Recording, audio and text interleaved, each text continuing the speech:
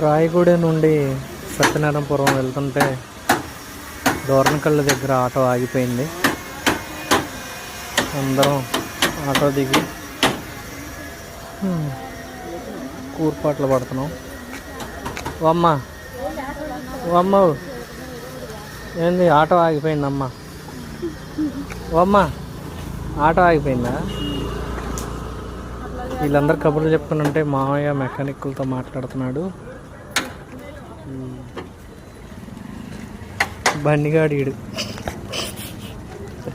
Auto ఆగిపోయిందని నమస్కారం. ఎత్తరాదు మామయ్య.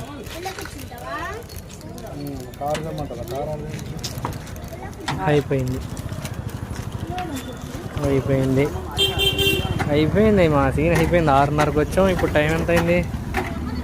7:08 అయింది.